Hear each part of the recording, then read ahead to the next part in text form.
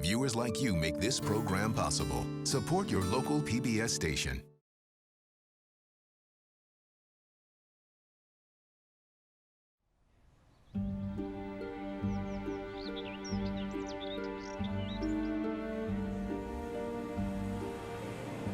If you were an American of a certain age, television anchorman Walter Cronkite was your hero.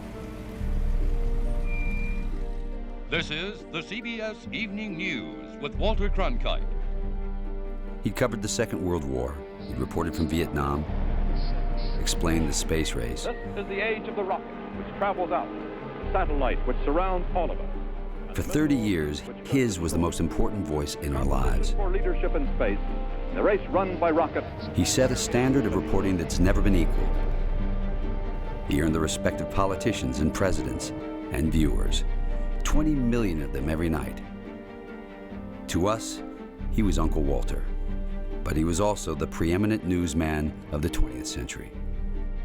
Walter Cronkite was the news, the tip-off, the chase, the sources, the facts, the who, what, when, where, and why of a breaking story. This is what Walter lived for day in and day out. And no story was bigger than the one that broke at 1 p.m. Friday, November 22nd, 1963. President Kennedy at Dallas Airport this morning was cheerful and waving. It had been quite a triumphal tour of Texas.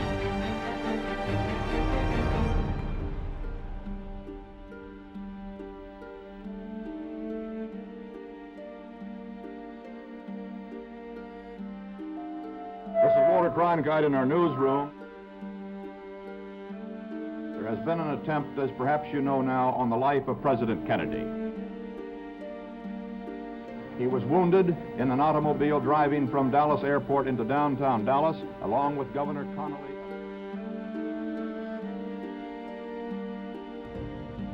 From Dallas, Texas, the flash, apparently official, President Kennedy died at 1 p.m. Central Standard Time.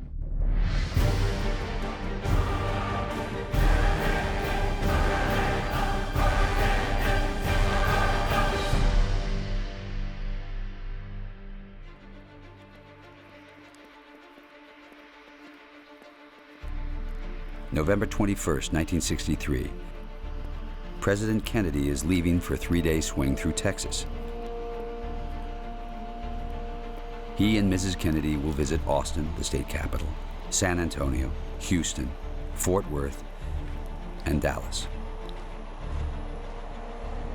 Dallas, the oil man city where Kennedy and his running mate, Lyndon Johnson, had narrowly been elected in 1960. The city where some of the most conservative organizations in the country were based, controlled by men and women who thought that in seeking to negotiate an end to the Cold War, the president was selling out to the Soviets. Dallas was more of a class society than most of the rest of Texas, which is important to understand the context in which the Kennedy assassination happened. Dallas was a businessman's town, a commercial town, as opposed to Houston, which was a blue-collar working town. Dallas was the only place in Texas that looked east for approval. Dallas cared what New York and Boston and Washington thought. It was pretty much known around the world as sort of being the hate capital of the world. And that mostly stemmed from an incident in 1960 when Lyndon Johnson, who was a native Texan and had been the senior senator for many years, was running as John Kennedy's vice presidential nominee and made a political stop in Dallas. And they staged a big demonstration against the Johnsons and against the Kennedy-Johnson ticket. And they accosted Johnson and his wife. One of them, in fact, grabbed Mrs. Johnson's gloves and threw them in the gutter. And of course, this made news around the world. It had a reputation of being tough on Democratic candidates for national office that came. Adlai Stevenson, Democratic candidate for president, had been there. He and his party had been roughed up a bit. But the point is that this came together in Dallas in a way it didn't anyplace else in the state. Being a native of Dallas, it was a Dallas that I hardly knew. This center of hatred and intolerance And I only really came to understand that after the events of November 22nd. Tonight, things warm up. After a brief rest, President Kennedy and the First Lady venture from the White House to attend a round. The storm of history was about to strike Dallas, America, and the world.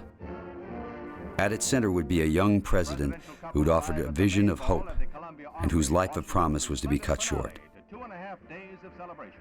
The manner of his passing means the name John Fitzgerald Kennedy will never be forgotten, and nor will that of Walter Cronkite, who will be forever linked with that dreadful day in Dallas.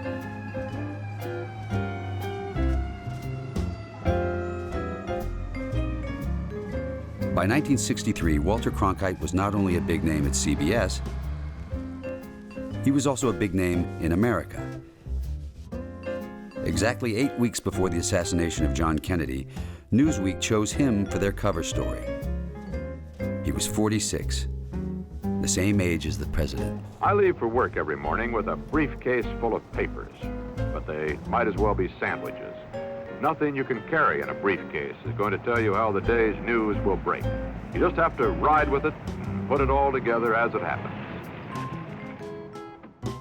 Cronkite had been a reporter for 30 years, first as a radio announcer in Kansas City, then as a distinguished wire service correspondent for United Press. His byline appeared in every newspaper in the United States. But it was television that made him. I'm not sure that if Walter Cronkite walked into a television station today, he could get hired. They would say, well, he doesn't look like an anchor. He didn't. He looked like a regular guy. Cronkite was the old school of journalism. He was the one to which almost every journalist I've ever known looked up to as being the model to which we should aspire. He was like the people he was reporting for. He had been there. He was an old wire service guy. You know, Ed Murrah never liked him very much because he thought he wasn't really that much of an intellectual. Walter was an intellectual, but in a very different kind of way, because he had this curiosity that never stopped. What scripts have we got in so far? To Walter Cronkite would fall the task of telling America and the world that Kennedy had been assassinated. It was a moment in which he would have to summon the experience of a lifetime. Cronkite reads copy against the stopwatch. He was both a good reporter and a powerful television presence. You have to be hungry for the story, but not hungry for the glory. It was a remarkable combination of being ambitious in a healthy way, to be the dominant television journalist of his time, for example. But he'd lived this long, rich, varied life, and it kept him from doing things that he knew he shouldn't do. He was it. End of story. He's all there ever was. I fear that he took the best of the business with him, because it's never been the same without him. He was so many things. The Midwesterner in him was evident. The cosmopolitan guy was evident. There was something about him. Cronkite knew to get it quick, but to get it right, not to leave anything to chance, to ask all the tough, persistent questions, to stay ahead of the competition and beat them to the punch, and I mean punch. Journalism back in the 30s and 40s was very bare bones, very bare-knuckled, and Cronkite was a great practitioner of it. Kennedy and Cronkite were Second World War veterans. Kennedy had commanded a torpedo patrol boat in the Pacific and distinguished himself by saving his colleagues when the boat was sunk. Cronkite had been a war correspondent, first in London, then after D-Day in Europe, landing in a glider with Allied troops. So to use an expression which would later appear in Kennedy's inauguration address, they had both been tempered by war. Cronkite said during the war that he woke up every morning trying to beat the hell out of the Associated Press and the International News Service, the other great wire service of the day. And he took that competitive spirit with him to CBS, so that on November 22nd, 1963, he was still trying to beat hell out of the competition, but this time the competition was Huntley, Brinkley, and NBC. In following the returns, all eyes are on the map of the United States. Each one of the Walter Cronkite was really a newspaperman, and newspapermen don't always adapt to television. But Cronkite was a natural. Through the 1950s, he hosted the political conventions that selected presidential candidates and the elections themselves. The term anchorman was coined for him. He quickly came to understand what television was capable of and how it would change the face of American politics. And when, in 1962, he was offered the anchor chair of the CBS Evening News, he accepted, with one condition. He wanted to be the managing editor. Nobody in television knew what a managing editor was, so there was no problem. You want to be managing editor, you're the managing editor. But Walter knew. A managing editor, he felt, and they agreed, gave him the ultimate power of what stories would be on the air and how they would be handled. Because, to be perfectly blunt about it, he wasn't sure of the news judgment of the other people around him at the time, who didn't have this wire service newspaper background.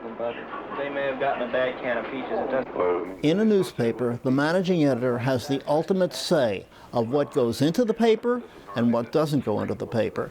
That title gave him the ultimate say on what would and would not be on the CBS Evening News. He was very proudly a wire service guy, a meatball journalist, and he made no bones about it. He could get more into a who, what, where, why, how lead than any wire service reporter. There was nothing fancy about it, and he was able to brilliantly adapt it for broadcast later in his career. He wanted the place to look as much as possible like a real working newsroom, and that's why he insisted on that horseshoe where he's the copy editor, and we, the writers, are sitting around it, and we're writing his stuff, so that the audience doesn't get the impression of a television studio. They're in a newsroom. There's a sense of intimacy, and that had not been done before. The man from the newspapers never forgot that the news would be nothing without writers and reporters. And to the end of his career, he saw himself as a reporter first, anchorman second. Walter loved being a reporter. He had the most curious mind of any person I ever met. He would drive us nuts sometimes because he would always come up with a question that nobody knew the answer to. I remember one time at about 6:25, he turned to one of the people on the broadcast and said, "How long is Greenland?" Well, who knows how long? Who ever wondered how long Greenland was? But Walter wanted to know, and that's what made him such a great editor. Camera lines that carry the pictures to the monitors. By 1963, the war correspondent turned television reporter turned anchorman was riding high. Millions of viewers tuned in every night to watch him, and the executives at CBS were persuaded that news needed more than 15 minutes every night. You can trace the beginning of today's television news to an exact moment in time. And that moment was the Tuesday after Labor Day in 1963, when the CBS Evening News went from a 15-minute format to a 30-minute format, and suddenly we were no longer just a news disseminating organization. We had to be a news gathering organization. To launch the extended CBS Evening News, Walter Cronkite interviewed the president. It was September 1963. 8 weeks later, their lives would collide with history in the most dramatic way. But here on Cape Cod, they sat down to discuss Kennedy's policies, including the latest on Vietnam. Walter took his wife, Betsy. The president obligingly posed for photographs, and Walter and Betsy may have fallen for the charm of John Fitzgerald Kennedy, the 35th President of the United States. The oldest president to hold office, Dwight Eisenhower, had been succeeded by the youngest, and the newsmen were going to make the most of it. He was so young and so dynamic and so different than his predecessors. Television was a new medium, and Kennedy had mastered that medium and mastered it in a way that helped Walter Cronkite and CBS and all the other networks really grab the imagination of the American people. I think he touched an emotional chord that had never really been touched before because of that genius on television. All through September and October and the first week of November, the candidates carry their message to the people. Before 1960, presidential campaigns had been fought, won, or lost in black and white on the pages of people's newspapers. When Jack Kennedy seized the nomination of the Democratic Party in the summer of 1960 and the presidency in November, it was still in black and white, but it was on television. The Kennedys had money, and they spent it on airtime. They knew they had to appeal to a new generation. So John F. Kennedy, the 43-year-old senator from Massachusetts, becomes president-elect of the United States. When JFK, as he came to be known, was elected, his inauguration speech electrified the nation, who watched it on television. It was January 20th, 1961. Let the word go forth from this time and place to friend and foe alike that the torch has been passed to a new generation of Americans born in this century, tempered by war, disciplined by a hard and bitter peace, proud of our ancient heritage, and unwilling to witness or permit the slow undoing of those human rights to which this nation has always been committed and to which we are committed today at home and around the world. More people watched that inaugural address on television than any other to date. And what they saw was a visual handing over from one generation to another. There was Dwight Eisenhower bundled up in his coat, and there's John F. Kennedy standing there without a hat and without an overcoat. Let every nation know. And there's Jackie in this wonderful outfit, completely different from the other women. It was a visual affirmation of what he said in the speech, which is a torch has been passed to a new generation.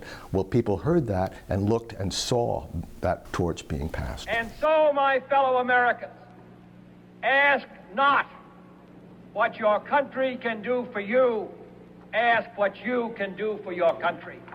I think in many ways that will be John Kennedy's lasting contribution, is the tone he set. I think from his inauguration speech on, he challenged young people to do something, to be part of America and what it is all about. If you could rank presidents on the basis of not accomplishment but ambition, Kennedy would be absolutely at the top of the list, kind of swinging for the fences from the first moment he took office. And this inaugural address was putting that marker down to say, I am going to be a great man and a great president.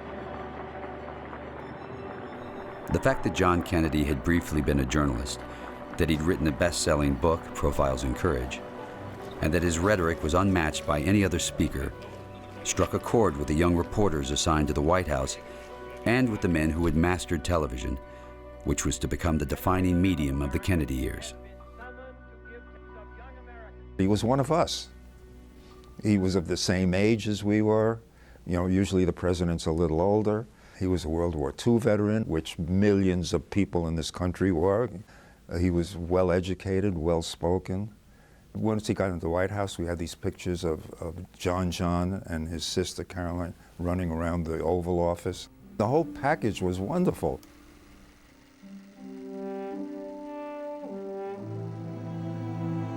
He was an exceedingly good-looking guy, and his wife was very good-looking. The children were charming.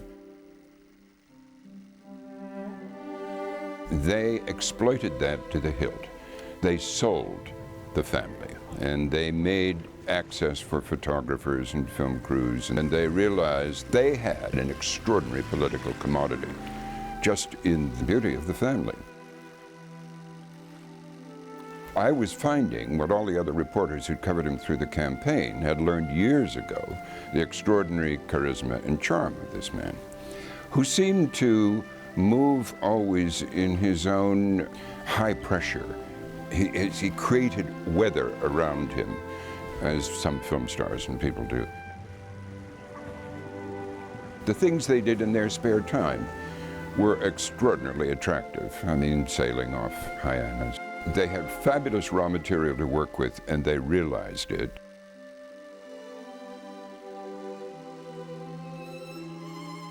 Kennedy was smart, and he was bright, and he was handsome, and he was witty. He was very funny. He was suave. He was cool. And he was the new world. This was what was going to be. And he was promising great things. He said we could fly to the moon. And we all believed him.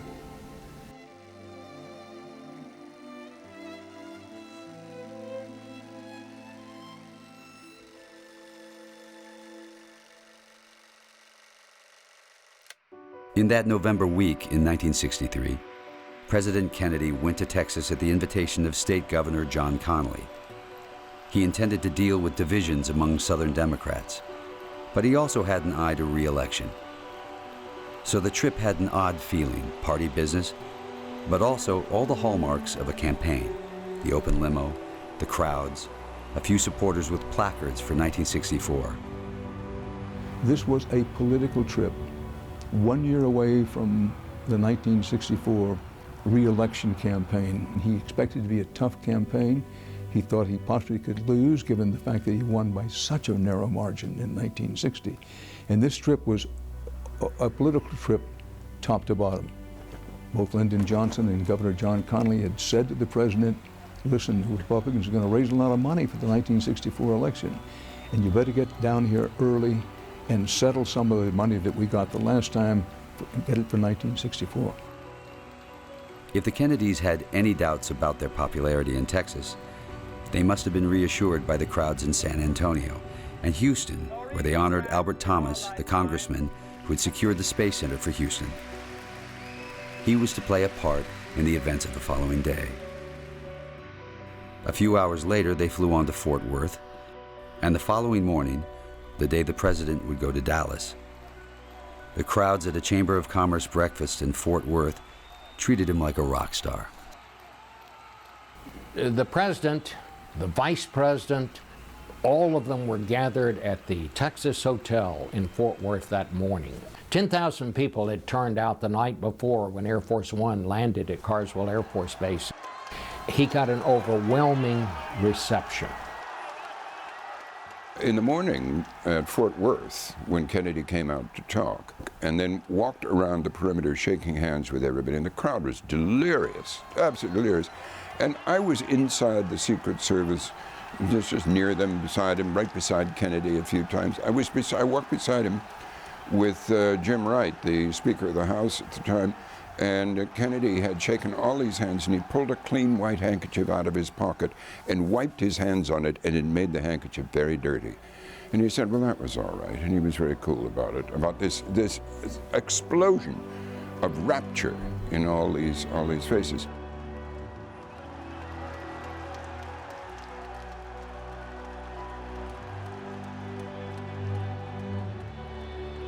Air Force One made the short flight from Fort Worth to Dallas. At Love Field, the crowds were just as large. If this was the hate capital of the world, there was little evidence of it. It had been raining in Fort Worth, but in Dallas the sun was shining, and the decision was taken to remove the bulletproof cover of the presidential limousine for the 10-mile motorcade through the city to the Trade Mart. The president, First Lady, everybody connected with the Kennedy administration had to be breathing a great sigh of relief and smiling a bit and maybe punching each other in the ribs, saying, you know what? We can carry Texas again in this next election. Look at these crowds. And based on the warmth and the size of the crowds, they had good reason to think that.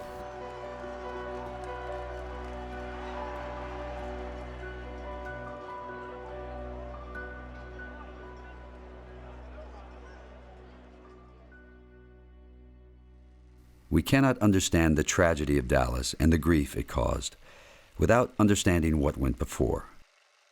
When the president stepped into his limousine for the drive into Dallas, he'd been in office for little over 1,000 days. Some Americans reviled him and his liberal views, but many, especially the young, felt they'd been on a journey with him.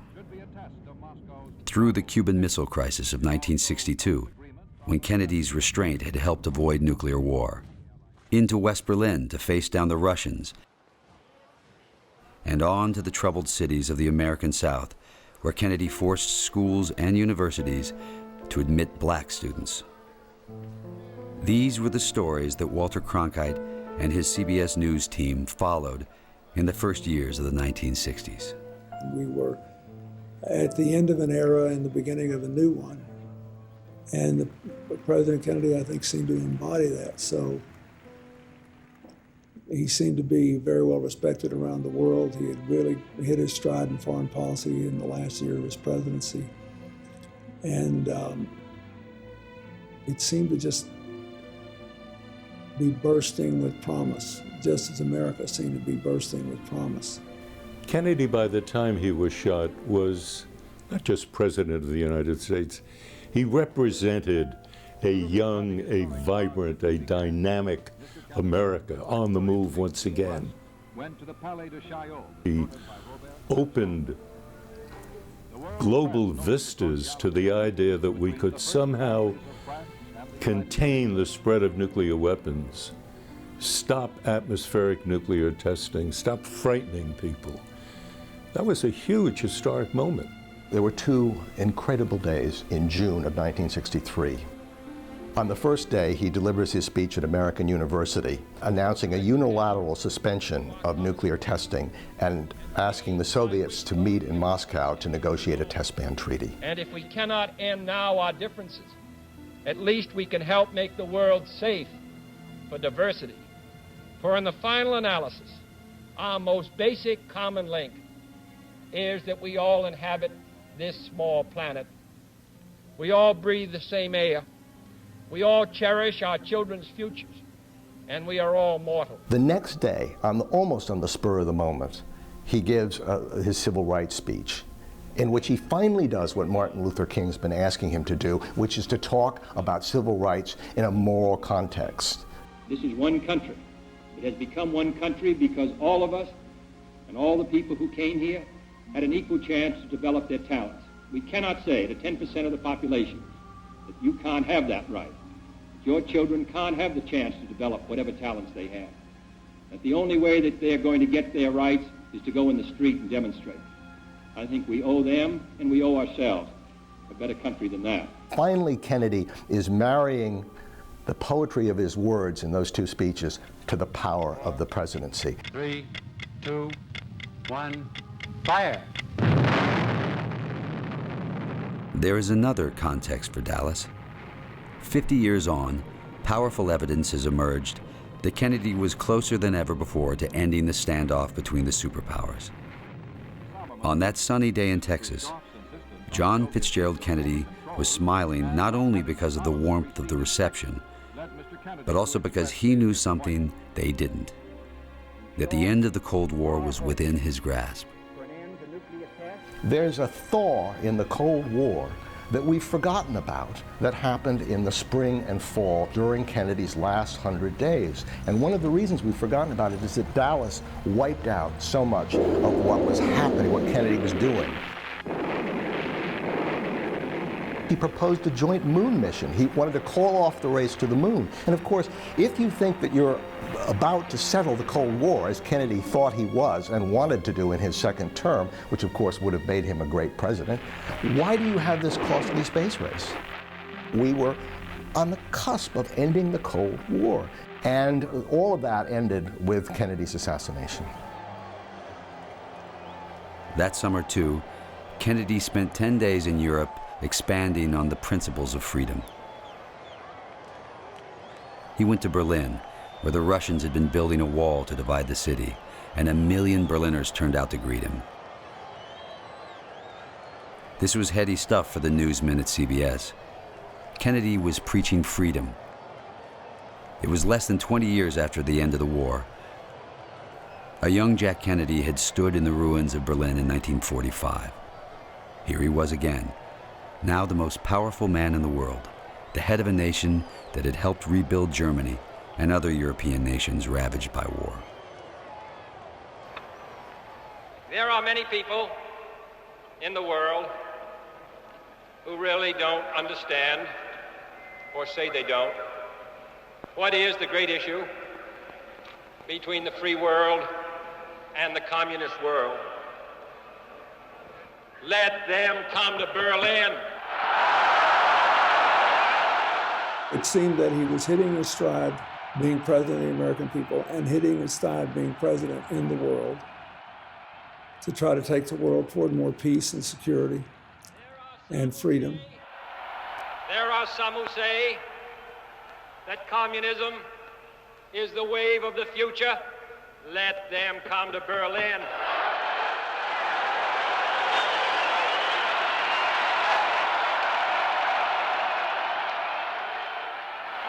And there are even a few who say that it's true that communism is an evil system, but it permits us to make economic progress. Lass sie nach Berlin kommen. Let them come to Berlin. It always seemed like he was addressing the problems of today and tomorrow. And finally, in 1963, it was beginning to gel. As a free man, I take pride in the words, Ich bin ein Berliner.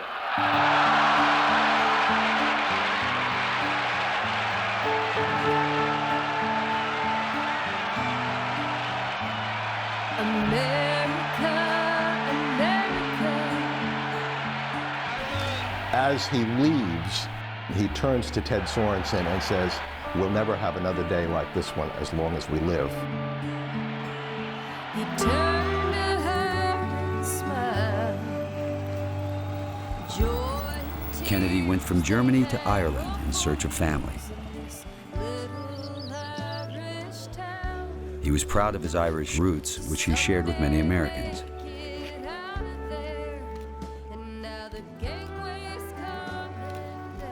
And there was time for a stop in England to visit the British Prime Minister, Harold Macmillan.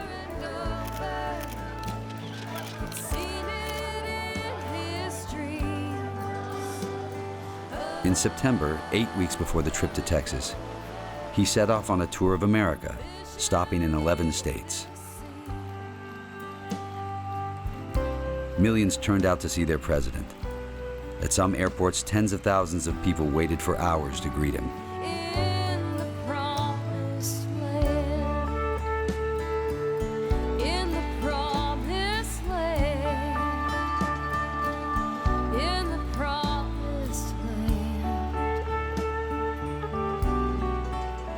It was a triumphal progress.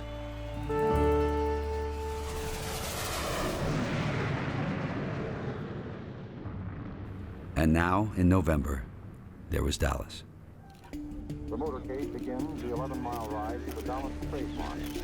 The outpouring of goodwill in Dallas toward President Kennedy and toward Mrs. Kennedy, the First Lady, far exceeded what even Lyndon Johnson and John Connally, the Texas political powers, thought was possible. They were hopeful, but in Dallas they didn't quite know what they were going to get. That the reception in Dallas maybe even surprised Dallas. We'd been expecting something to happen, but that seemed totally blown away by the rapture of the Dallas crowds once we got into the main part of town. Until the turn was made in front of the school book depository, it had been a great day for the president and for the First Lady, and for their hopes of changing their image in Texas.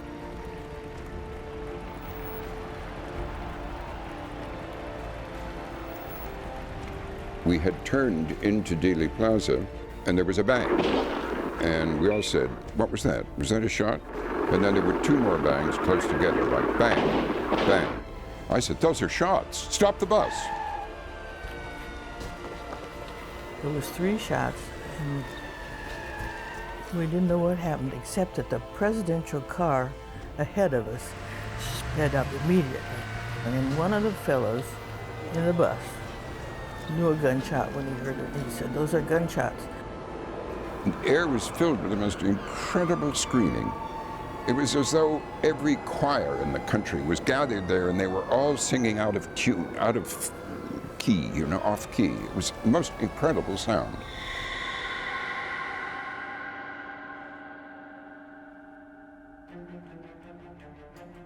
When Lee Harvey Oswald shot John Kennedy from a window of the Texas Book Depository, one reporter, above all others, grabbed the story and knew what to do with it. Marianne Smith was a correspondent for United Press International. Smitty knew Walter Cronkite because they shared a common bond, the training of a wire service reporter. Marianne Smith was the White House UPI reporter, and he was in a car about 4 back from the presidential limousine. He hadn't seen much, but he did hear 3 shots, and Smitty, unlike some of the other reporters, knew that these were not firecrackers, these were gunshots. He was a gun fancier. And so he picked up the phone, and it was the only phone available. There were no cell phones. There was one phone in the press pool car. He grabs the phone, and he starts dictating to his desk in Dallas. The phone rang. UPI? I recognized the voice. The voice was that of Marianne Smith, who was our UPI White House correspondent. The voice on the other end was screaming. Just listen. 3 shots were fired at the motorcade. 3 shots were fired at the motorcade. I said, I can't hear you. I would have thought that most people in the room had heard him, maybe even down in the street. 3 shots were fired at the motorcade. Well, at this point, I had grabbed some paper and rolled it into a typewriter. And I started writing just what he said, Dallas UPI, 3 shots. And I suddenly realized I can't do this. I can't do it alone. And my boss, It's Smitty. Jack Fallon, grabbed the phone out of my hand. I was handing it to him. And he started talking to Smitty, and he was writing. And the first bulletin moved that time. On the teletype machines, 5 bells meant a bulletin. It was 5 bells that attracted the attention of the CBS Newsroom in New York. It was 12:34 in Dallas, 1:34 in New York.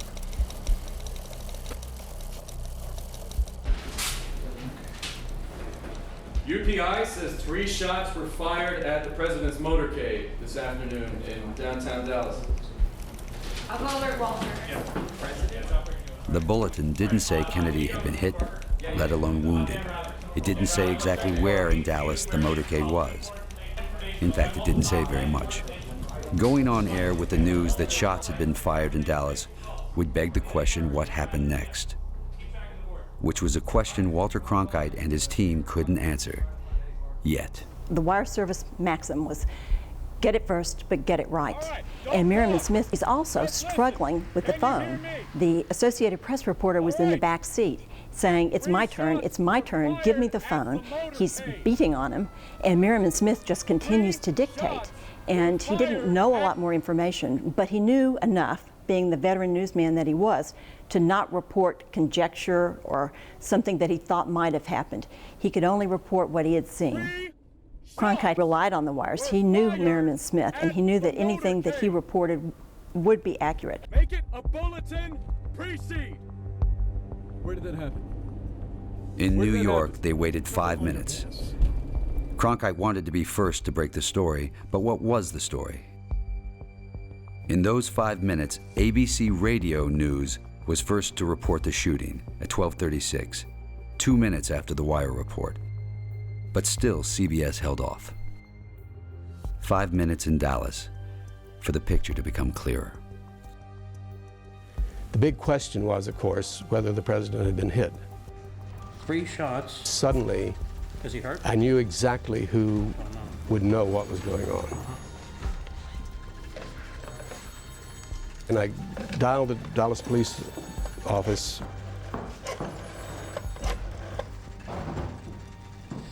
Bill Hampton, UPI, give me dispatch. It suddenly occurred to me that the one person who would know what was going on would be the police dispatcher. Yes, what can you tell me about the shots fired at the president's motorcade? He said, well, the president's been hit. I just got off the phone with a motorcycle escort. There's blood in the back of the car, and they're taking him to Parkland Hospital. We proceeded to the Trade Mart, where we were going to hear the president speak, and he wasn't there. So I called, we all called, but I happened to get through first, I believe. And we called our New York offices, and the New York office was saying, Marianne Smith is saying the president has been shot, he's in Parkland Hospital. So I screamed, Parkland Hospital, to all my colleagues, and we dumped everything, the phones and everything, and ran and scrambled. It was chaos. Now, reporters knew that the president had been hit, and Marianne Smith, the UPI man on the spot, was able to see it with his own eyes. When he arrived at Parkland Hospital, there was no proper crime scene, and the president was still lying in the open limousine. Marianne Smith had talked to Clint Hill, who was one of the Secret Service agents that day, and the press car arrived even before they took the president inside. And Clint Hill was there trying to get a gurney out to get the president inside to the emergency room. And Smitty asked him, how is he? And Clint Hill said he's dead. Smith spoke to a member of the hospital staff who confirmed what the Secret Service had told him. He gave UPI an update to put out. It was 12:39. All right, hold the line. You gotta find Rather for me. 10 bells this time on the teletype machine in the CBS Newsroom. The signal for a flash. And what Walter Cronkite read was, Kennedy seriously wounded, perhaps seriously, perhaps fatally, by assassin's bullet. Kennedy seriously wounded, perhaps seriously, perhaps fatally, by For the first assassin's time, bullet. the word assassin. All right, this is serious. He knew when those bells started ringing in the newsroom that this was an incredible story. I mean, for anything to be slugged a flash, it had to be monumental news. Are we going to go to air? We're getting it all Yes, from, we are. at that point, means this Smith needs to be confirmed right now. and Walter, everybody hollers, we got to get on the air. Yes, we'll go to air. I want this confirmed. Rather's not in New before we do Orleans, so. he's in Dallas because we sent him there. Walter Cronkite knew CBS had to get on air, and fast. But there was a problem. There's no camera. Where's the camera? There's no camera. We can't go to air without a camera. They were screaming, we've got to get on the air, let's get on the air.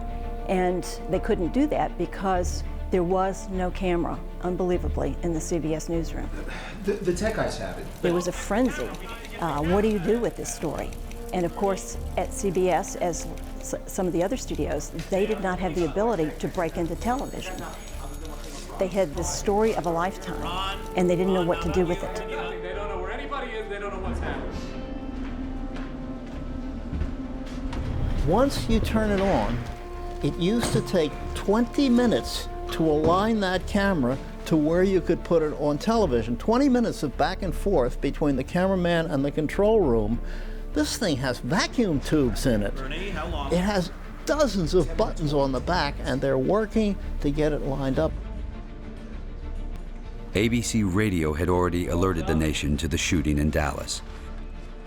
Right now, across the city, in New York, ABC Television and NBC must be within seconds of breaking the story. Walter Cronkite desperately wanted to beat them, but the technology wouldn't allow it. They were making contingent plans, and they decided, we've got to get on the air. What we can do is Walter Cronkite can go into the radio booth and do an audio bulletin. Voice only. And that's what they did. Keep me updated with any information on the wire. Of course. It was real nice of the boy. And I thought about it, and I gave it a great deal of thought, Grandpa.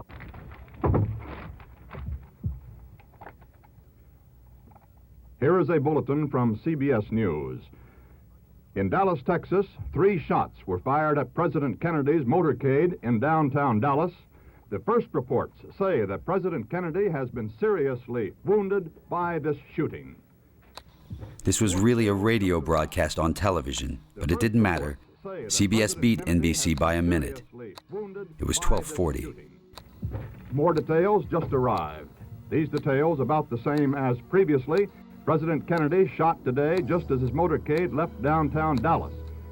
Mrs. Kennedy jumped up and grabbed Mr. Kennedy. She called, "Oh no," the motorcade sped on. United Press says that the wounds for President Kennedy perhaps could be fatal. Walter Cronkite had very little to go on. He was a master at embellishing. I mean, he knew details about the politics. He knew the reason for the trip to Dallas. He was able to put in the background that would add to the story without advancing it unnecessarily. The first thing that goes through your mind is disbelief. This cannot be happening. When something explodes, when a totally unexpected story breaks right in the middle of the routine, and you know what happens? Everybody falls into his pattern. These are people who know what they're doing. These are very, very good people. And all of a sudden, you can almost hear a click. The people who need to be on the phone are on the phone. The people in the control room are getting you on the air. Everybody knows what to do. UPI, Secret Service member heard to say Kennedy is dead. Eddie, what are we doing on this? The Secret Service? Yep. Did we get a name on this? The CBS television news team knew what to do. But one thing would come to dominate the next 60 minutes: the quest to be first and right. From the moment that you worked your first day at the wire service, they emphasized how important it was to get things right. It was so much more difficult to take back a mistake that you might make. A Secret Service man was heard to say he's dead as the president was lifted from the rear of the White House touring car, the famous bubble top from Washington, and taken into the hospital. Get it first, but get it right. The president and Governor Connolly were taken into the emergency room, and witnesses there refused to comment on whether the president was still alive or not. As the bullet was heard to wing out Look, of the... this is the President of the United States. You got to get it right. You don't want to scare the whole country if indeed nothing has happened, and if indeed it's going to be a footnote to tonight's evening news. On the other hand, there's the awful possibility that something has happened. So what you got to do, you got to get on the air. Secret Service men unlimbered their automatic... 175 million Americans had tuned into the three networks, the biggest television audience to date. 175 million Americans who were traumatized by the news and wanted more. 12:55. And then came a key moment which seemed to suggest that Walter Cronkite had been right to hold off announcing the president's death. Albert Thomas now says Governor Connolly and President Kennedy are both still alive. Can we trust what Thomas says? It's a representative from Houston. He's on the inside. He should know. Ellen, take this to Walter. You stay with the service. I'm gonna call. Get back on that last call. Got it. Yeah, right. Okay. Representative Albert Thomas, the Democrat from Houston, Texas, says that he has been informed that President Kennedy and Governor Connolly of Texas are still alive. That was the thought that Cronkite took with him into the television newsroom when CBS was finally ready to go on air at 1 o'clock. Now every local CBS station in the country was taking the feed from New York. Walter Cronkite, the television anchorman, was broadcasting to the nation. This is Walter Cronkite in our newsroom, and there has been an attempt, as perhaps you know now, on the life of President Kennedy. He was wounded in an automobile driving from Dallas Airport into downtown Dallas, along with Governor Connolly of Texas. They've been taken to Parkland Hospital there, where their condition is as yet unknown. He is in the beating heart of the CBS newsroom in New York. We can all thank heavens that he was at work that day. He was calm, he was measured, and he was writing the first draft. He was a wire writer, and he was writing for us verbally. He was writing the lead. A word just in from Congressman Jim Wright of Fort Worth says that he understands that both President Kennedy and Governor Connolly, while seriously wounded, are still alive. Now you have all of these professional people swinging into action. Everybody is going to be all over this story because it's the biggest story of the 20th century. 5 minutes after 1, the confusion deepened. And now there was a new and sinister thought. Was this the action of a lone madman, or could the United States itself be under attack? They closed the border with Mexico. That's right, I got a call just before Fort Myers raised the alert. The B-52's on. Is this nuclear? We didn't know. We were still in the Cold War. We didn't know. It was just inconceivable that one nutcake could do all this damage, blow a man's brains out. The man happened to be president of the United States. Here's the thing. We were terrified.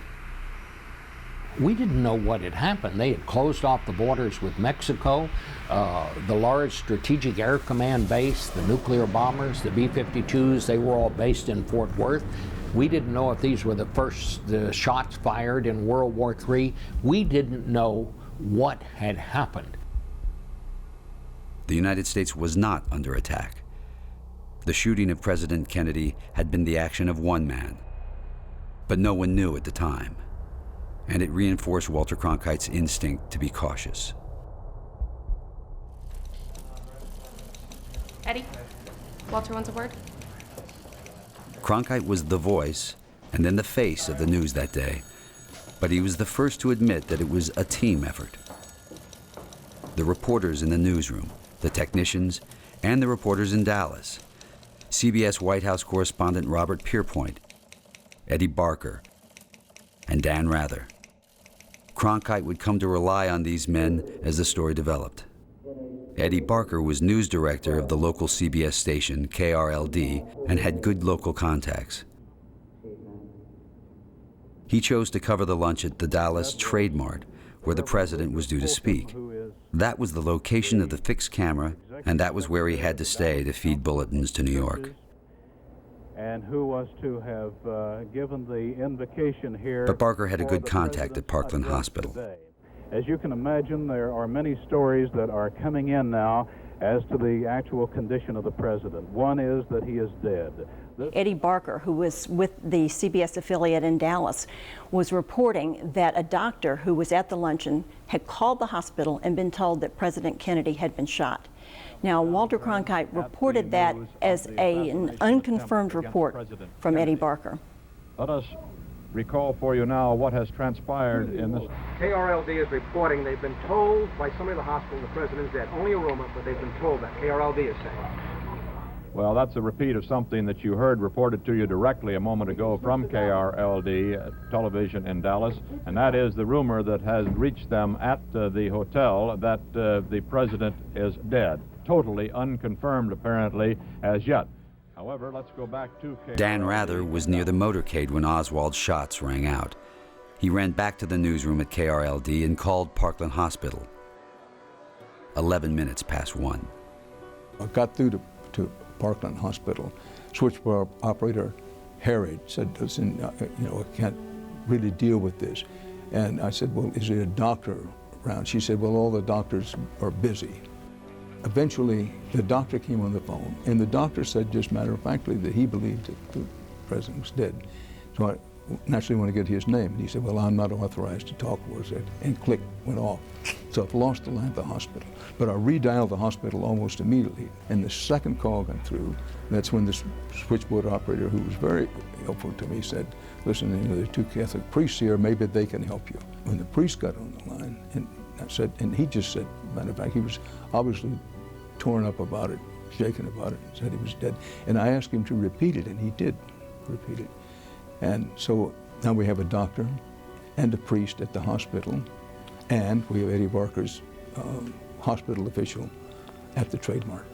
When Father Huber came to administer the last rites, we went out and talked to him and said over again, was he still alive when you administered the last rites? And he was kind of sort of rather evasive about it. He wouldn't actually say yes. Two priests came out, and Hugh Sidey and I ran over to the two priests and said, did you give him the last rites? And the priests nodded yes. Parkland Memorial Hospital was besieged by reporters and camera crews. Many had managed to get inside before the FBI established a cordon around the building. Some reporters thought they knew more than others, but they all had one thing in common: a lack of telephones. There was an old saying in UPI and journalism in general that you could have the biggest scoop in the world, but if you didn't have a way to get it out, it was the biggest secret in the world. But in those days, a calling party had to hang up to break a connection. Don, it's Bill. I got a plan. I'm going to hang up. You're going to call back. We're going to have the line. Yeah, I'm going to hang up. Call back at 590. I could hang up my phone, and as long as Don did not hang up the phone in the UPI office, that phone was ours. It was for the rest of the day. And so I did, and he called me right back, and I answered, and I said, okay. And he said, now go find Marianne Smith. Is it you? Great. It's chaos here. Don't hang up. Great. I went straight into the emergency room through the swing doors. There was Marvin Smith dictating a story because he'd been in the pool car. And there were nurses pulling on, saying, you can't use this phone, you can't, and he just went on dictating. One of the great things about being a wire service reporter, I'd worked for Reuters for 5 years, you learn how to dictate. I grabbed a phone off a nurse's desk, which was the first one I saw, and I got into a fight with her. She said, no, you can't have that, somebody might call. And I said, I need this. I remember we were screaming at each other. People for the first time saw news as it's gathered and saw the process. Up until that time, all most people knew about the news was the final product. They read the story in the paper, they saw the story that had been edited and put on television, but they had no idea of the process of how it's gathered, and they suddenly discovered, hey, this is kind of a mess. People push and shove, and they shout, and they holler, and nobody seems to know what was going on, and I think in many ways that sort of hurt the credibility of journalism. In the midst of the confusion, Dan Rather and Eddie Barker spoke on the phone.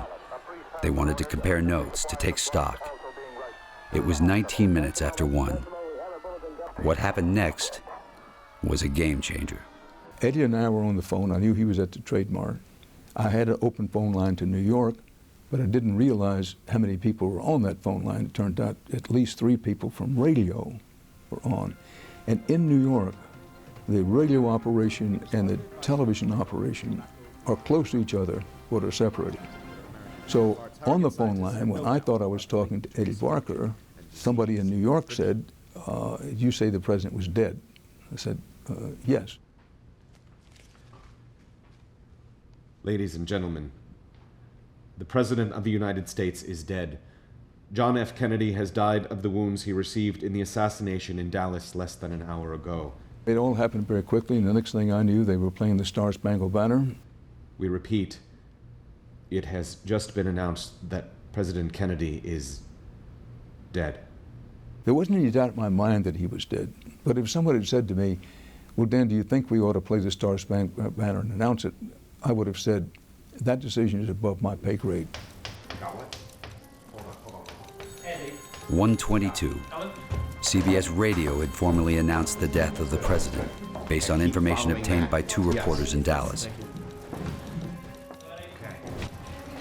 All right. Isabel, hold on. Radio has announced he's dead. Who says? They must be going with Dan's report out of Dallas. But it was not enough for Walter Cronkite. The temptation had to have been great to say flat out, President Kennedy has died. But they didn't do that because it was such a momentous thing to declare to the nation that they wanted to wait until it had been officially confirmed. I understand. 3 points on the line from Parkman wants to speak to Walt. You got. Go ahead. No, it sounds like Pierpoint's on the line.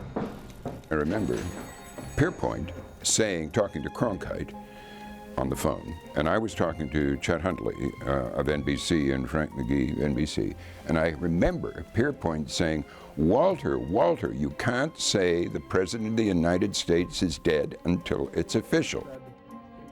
Walter was very deliberative because he had time to think, and it was in his own instinct, I think, that you don't say he's dead until it's sure. On the other hand, you want to be first. Pints of blood have been rushed into the room for transfusion purposes, and 2 priests were called to the room. Most of the other reporters who were on the scene did indeed think he was dead, but nobody had officially said it. There is the report In Dallas, you heard from our affiliate there, Eddie Barker, that the president is dead, but that has not been confirmed by any other source. Walter Cronkite, because of his background, because of his wire service training, because of his responsibilities as an anchor on a national network, knew that he didn't want to report what somebody was thinking or what somebody had been told by a second source. He wanted to wait until there was official confirmation from the White House. Nowadays, you hear it, you stick it on the air. You hear it, you put it on the web. Whether it's true or not, nobody seems to care. In those days, everything was edited. Nothing went directly on the air without going through at least one other mind that's going to say, wait a minute, what do we really know here? Everybody was trying to get this story and to get it right, and they were kind of working independent from one another. But the difference was Walter Cronkite was the guy who was making the call on television, and it didn't satisfy his set of standards, and that's why they didn't go with it. For a full 5 minutes, the television newsroom agonized over whether to say the president was dead. Walter says it's not strong enough. We can't just go on Dan Rather's confirmation. I say we call the White House. Eddie, are they going to announce this in Washington or Dallas? Dallas, I think. Pierpoint says that Kilduff is probably going to call a press conference. Salinger. He's on his way to Tokyo, somewhere over the Pacific. Walter wants us to wait. It's crazy. We ran it on radio already. Why wouldn't we run it on TV? What if Walter credits Dan with the information? Then it's the best of both worlds, right? It's official and it's not. Yeah, I think that makes sense. We just have a report from our correspondent Dan Rather in Dallas that he has confirmed that President Kennedy is dead. There is still no official confirmation of this, however. It's a report from our correspondent Dan Rather in Dallas, Texas. So Cronkite announced that Dan Rather had announced the death of the president, but it wasn't the same as an official White House statement. At Parkland Hospital, the Secret Service wanted to get the new President Lyndon Johnson to the safety of Air Force One at Love Field. And President Kennedy's people were preparing to confirm the one fact no one wanted to hear. When Johnson and party swept out, Pierpoint and I were there, but Mac Kilduff, who was the deputy press secretary, said, hey, you guys, come on, there's going to be a press conference. We couldn't go through the hospital complex. We had to go outside the whole perimeter. All the time, Pierpoint and I saying to him, he's CBS, NBC, for God's sake, Mac, tell us, is he dead? Is he dead, Mac? Come on, are you going to tell us? Are you going to tell us he's dead? All the way until we got to the front of the hospital, went in, and there was like a schoolroom there where I think they taught nurses. Kilduff took his place behind a desk, like the teacher's desk. He was crying, and he put his hands on the desk like this with his fingers spread, trying to steady himself. And then he said, President John F. Kennedy died today. And somebody said, just a moment, what time is it? And he said, everybody, it's 1 o'clock. And then they agreed, okay, it'll be 1 o'clock. I took off running as fast as I could. 50 years old, and I can almost remember that little sprint I made. There's a woman in a nurse's station who saw me running and sort of put her hand to her mouth. And there was a guy on a gurney who sort of sat up and looked at me. And anyway, I went in, grabbed the phone. Don? My God, he's dead. He's dead. He's really dead. And Don Smith said, who, Bill? The White House man, Malcolm Kilduff. And I heard Don shout down to Jack, it's official, White House. And I could even hear Fallon shout across the newsroom on my end of the phone, flash, President Kennedy dead.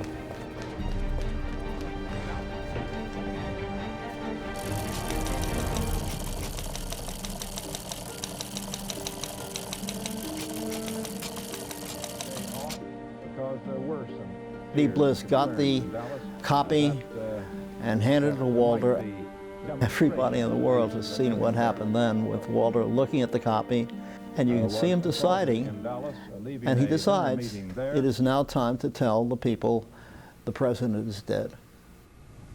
From Dallas, Texas, the flash, apparently official, President Kennedy died at 1 p.m. Central Standard Time, 2 o'clock Eastern Standard Time. some 38 minutes ago.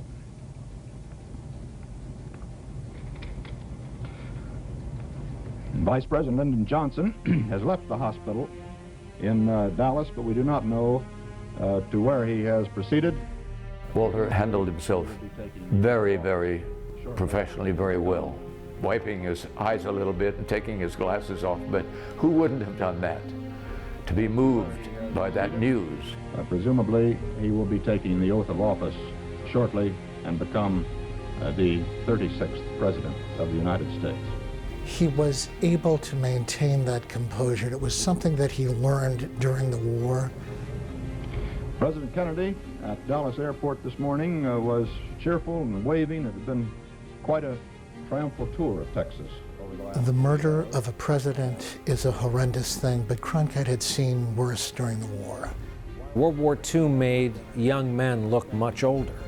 And when those young men came home to be anchors on television, they all looked like our dads, and in some cases our granddads. And on that day, he was our dad. With the benefit of all these years and the fact that I later got to know him, I think it was like, okay, I felt just like you did. I wanted to bawl and scream and yell and be mad and everything else, but I couldn't do my job for you. I owe you a calm account of what is happening. He was the rock, the man that knew what was going on, and you could count on him to tell the story. Let me recount for you this day's tragic developments so far.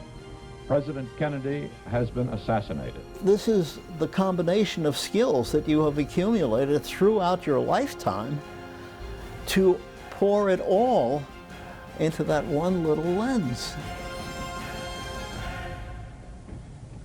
From Dallas, Texas, the flag... Of all the images of that weekend, and there were many, Walter Cronkite almost letting his emotions get the better of him is perhaps the one that has stayed in most people's minds. Some 38 minutes ago. There were stronger images to come, but that instant, when this all-American anchorman was so visibly touched by the awfulness of that official announcement, that was when television came of age. NBC was just as much on the story, but now the world thinks that Cronkite announced Kennedy's death. Here we are 50 years later, and the memories are all of Walter Cronkite and the coverage of almost nothing else. Across the country, around the world. Everyone remembers what they were doing when they heard that President Kennedy was dead. But those covering the story in Dallas and New York could not allow themselves to let go. This is devastating. The destruction is devastating. And we are Americans, like everybody in our audience, and we're all feeling it. And we have to just put that aside. You cannot weep. You cannot grieve. You have to think about 5 minutes from now on television. Later on, you'll weep, and later on you'll grieve, but not now. I remember being shaken, and I mean literally shaken, right down to the soles of my feet, when I realized that the president was dead. But in that moment, one of two things happens. Either your emotions consume you, and you begin to weep, perhaps literally, or professionalism takes hold, and you say, in essence, I can't do that. I can't let that happen now. The story is what counts. This nation's place in history, to the fact that we do stand on the edge of a great new era, filled with both Your prayer as a reporter is, God, give me the big story. And being really reporters, most of us have a second prayer. And by the way, God, if you do give me the big story, could you please let me be at or near my best? This is why you got into journalism. You wanted to do something that was bigger than yourself. You want to be part of something that counts, that's important, that matters. Well, a president has been assassinated. Hoss, this matters.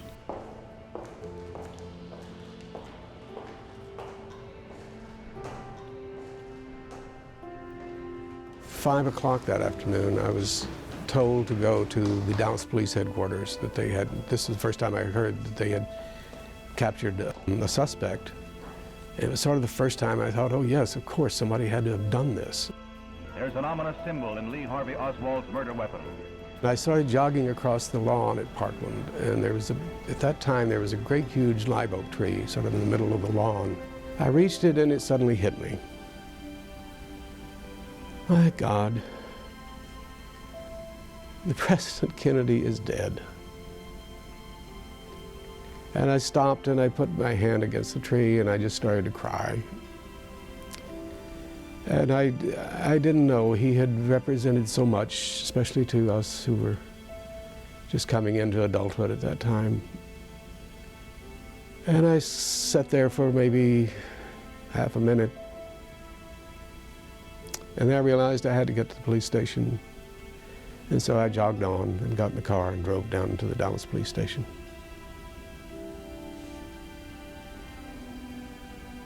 It was hard to take in. It's even hard to take in now. They ask reporters, how is it you're able to do your job in the midst of tragedy? Well, the way you do it is you just focus on what's before you, as a doctor would. You get your job done, and then if there's an emotion, you feel that later. I realized I had no emotion after that, and it took a long time for it to come back. I never felt that way again until 9/11. But a new world of law, where the strong are just and the weak secure. He was a model. And the peace preserved. He was a model to which we hope the new world would aspire and follow and be like. And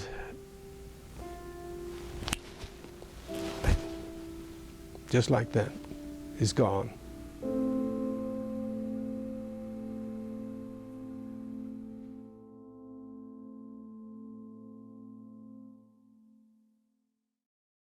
President Kennedy is dead of an assassin's bullet. Walter Cronkite stayed on air that fateful afternoon, consolidating his initial lead over the other networks, trying to find out more about Lee Harvey Oswald, the assassin, and whether he was a part of a wider conspiracy, trying to make sense of it all. What do we know about But there was no sense to be made. How much? Someone says he works in a book depository. Where's Johnson now? We think he's coming back in Air Force One with the body. And Jackie, I guess. All right. Keep on it. Yes, Oswald. Yeah. 50 years on, I'm here. The assassination of John Kennedy still has the capacity to move those who remember. For reporters, it may be because they saw him as one of them, the first president to properly engage with the press, the television president. For ordinary Americans who supported him, it may have been because the hope he offered in a dangerous world was snuffed out with him. For everyone else, the man who might have ended the Cold War was gone. Khrushchev, the leader of Russia at that time, believed that with Kennedy's assassination, a great promising moment in U.S.-Soviet relations had ended, and it would be very difficult to recapture that. They also had a feeling they really didn't know Lyndon Johnson, but they knew Jack Kennedy. And when Lyndon Johnson came in, the first words out of his mouth were, "Let us continue." And what he meant by that was, let us, please, dear God, continue what it is that Kennedy represented in the U.S. Charles de Gaulle said, "They're crying all over France. It's as if he was a Frenchman, a member of their own family." And this close personal connection that was felt, not just by Americans, by Europeans, explains the extraordinary number of memorials, the bridges, the streets, the schools, everything else that has been named for Kennedy. I like to say that if you could turn off all the lights in the world, except the lights that illuminated something named for John F. Kennedy, the schools and the bridges, that astronauts sent into space from the Kennedy Space Center would see a network of twinkling lights all over the United States and all over Europe and also some in Africa and Asia. The leaders of the world came to Washington to pay their respects. The funeral was set for Monday, 3 days after the assassination. For Walter Cronkite and his team, there was no time to think. The story rolled on. I became a producer, and I'm starting to produce the death of the President of the United States. It's shocking, and it's all you have. It's all you have. And so you throw yourself into it. We have suffered a loss that cannot be weighed. This television marathon started. We will not be off the air for 4 days and 3 nights.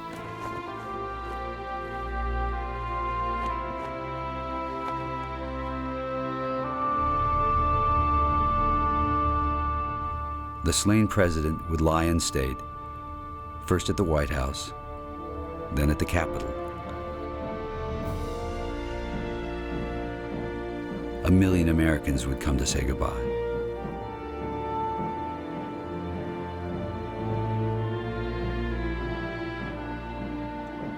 This story was moving so fast, newspapers couldn't keep up. Through that weekend, American culture changed dramatically. Television easily replaced print as the main source by which Americans receive their news. There are Americans who didn't turn off their television set for 3 days. They walked with Mrs. Kennedy. The entire nation was able to mourn with the family. And thanks to television, we were all able to take part in it.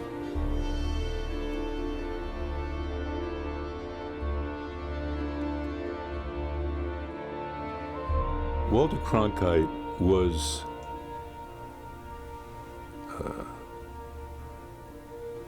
the master of the moment. No one did it as well as he. This was a moment when television was the fireplace around which the American people gathered. Walter was the face of television. Maybe there were other people who could have done it as well, but I don't know anyone. I think people rallied around the television set to listen to Walter tell them how they should feel.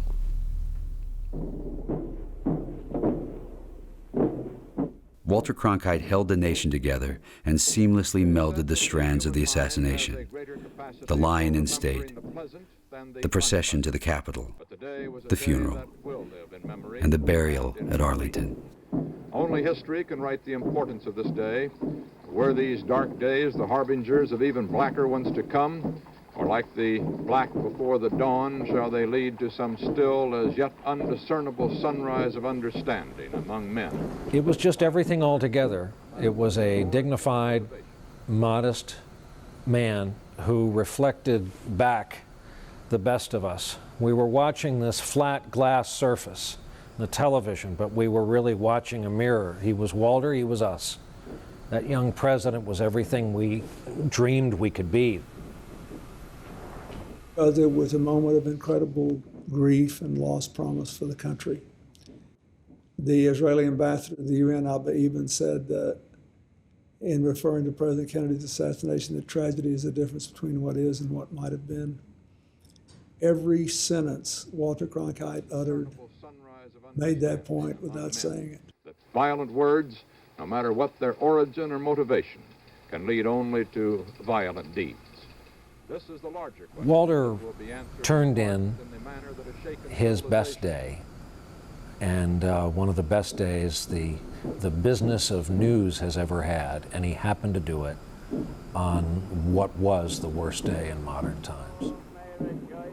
In those darkest moments, Walter Cronkite was father, son, uncle. And over all of this was the shadow of Dallas, where some reporters were still asking why. I'd gone with a camera crew to shoot the display of flowers and notes that had been left at the site of the assassination. An elderly man came along, and there was a sort of stone wall, and he came and sat on the stone wall, and he put a transistor radio beside him. And at that moment, the Black Watch Regiment was passing the microphone in the funeral, and the pipes were playing a lament. Now, I had seen them on the White House South Lawn a few days before, with President and Mrs. Kennedy sitting on the balcony in the South Portico with their children, Carolyn and John. My children were exactly their sex and ages. Hearing the bagpipes, I suddenly found I was crying. There were tears pouring down my face. It was the bagpipes and the memory of having seen them wheel and parade up and down with the pipes skirling and the drums rattling in that gorgeous autumn day just a few days before, and the bringing the children into it. And I had just moved my family back to the States. I said to myself, is this the country I've come back to and moved to? How could this have happened? For many, including reporters hardened by the experience of war, this was the saddest weekend of their lives. For those who thought Jack Kennedy was the future, it was the end of a dream. Must be put to rest. Tonight there will be few Americans who will go to bed without carrying with them a sense that somehow they have failed. If in the search of our conscience we find a new dedication to the American concepts that brook no political, sectional, religious, or racial divisions, then maybe it may yet be possible to say that John Fitzgerald Kennedy did not die in vain. That's the way it is. Monday, November 25th, 1963.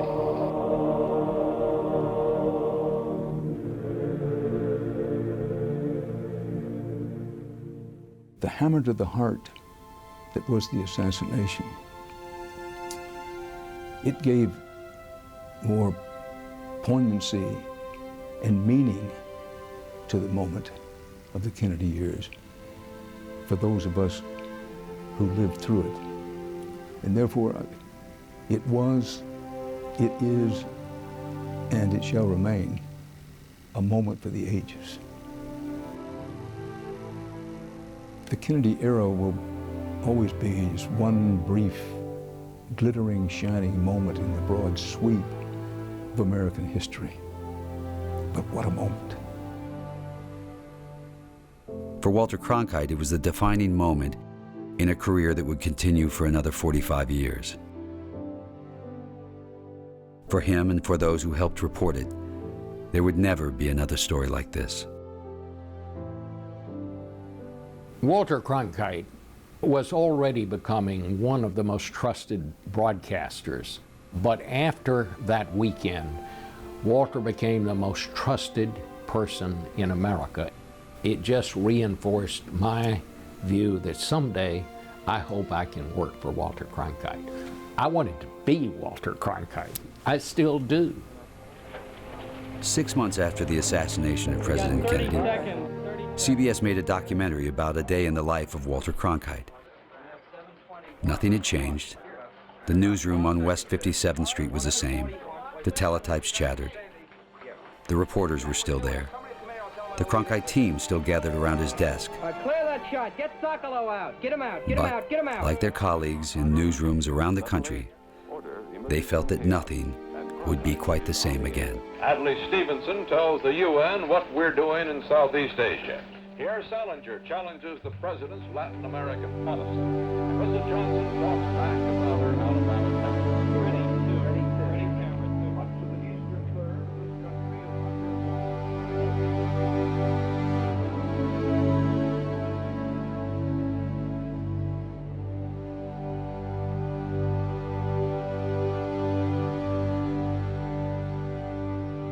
This is Walter Cronkite. Good night.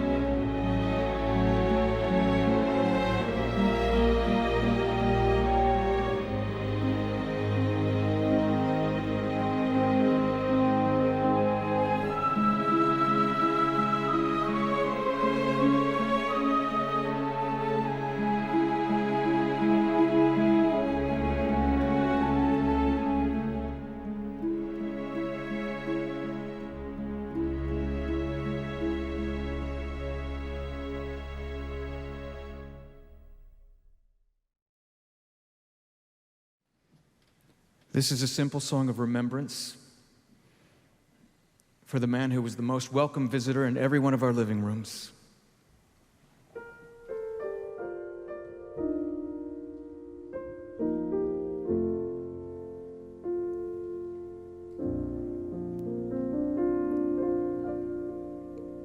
And that's the way it is, forever in my mind. You'd set sail on some adventure just to see what you would find, sailing toward a new horizon,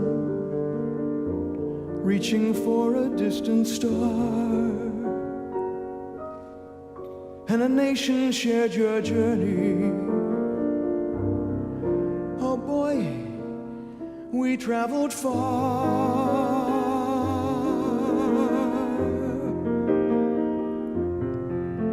In search of truth, the quest for answers, and trusting that the course you set was right. Yes, you were there, you told our story. And now it's time to say good night, good night. And that's the way it is. The tide must ebb and flow. I'll miss your voice of reason, telling us what we should know. Life is worth the living.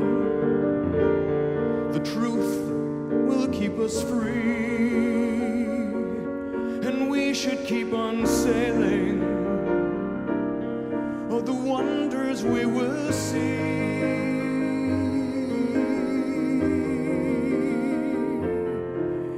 In search of truth, the quest for answers, and trusting that the course you set was right. Yes, you were there, you told our story, and now it's time for us to say good night.